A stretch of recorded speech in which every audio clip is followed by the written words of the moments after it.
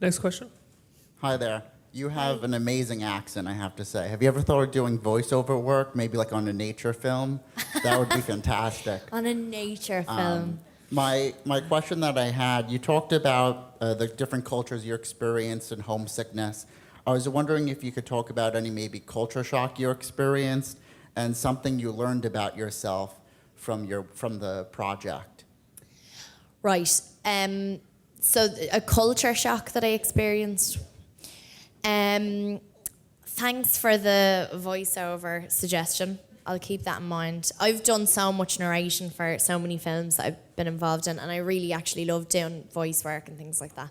So thanks.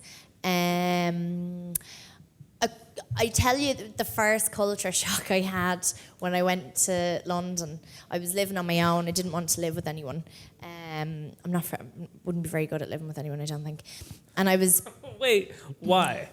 I love to have people over. I love to have people around, but I like to see them leave as well. 100%.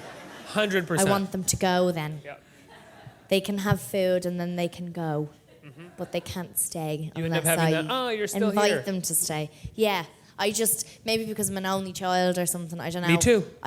Yeah, that's what it is then. We're weird. We are very weird. We're very so weird. Don't like people. Hate don't people. like We just hate people. We hate humans. Dogs are Just great. get though. out. Just everybody Dogs get are out terrific. of here.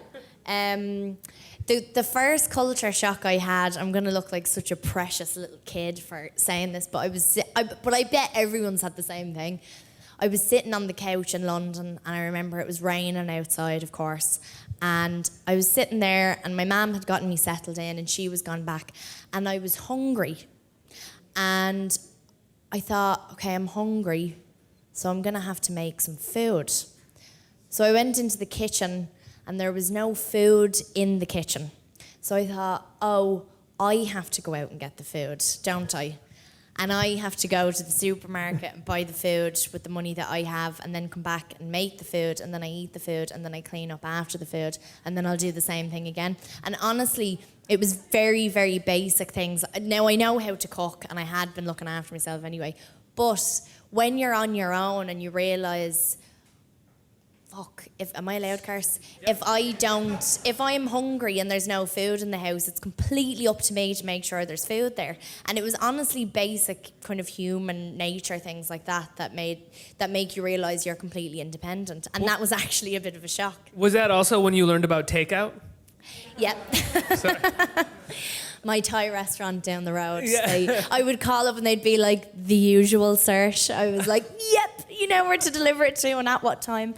So that was one of the, and again, this is kind of what the film really captures so beautifully, is that it's little moments, it's little hurdles that seem like the biggest thing at the time and seem so silly in retrospect, but when you're out on your own, especially if you're living on your own, it's something that you kind of have to adapt to and get used to, you know, that your mum and dad aren't, you know, in the next room. Absolutely. And you can't fall back on them. I think boys generally learn from someone coming in and be like, that's a pile of trash in your room that you need to take care of. You can't eat that.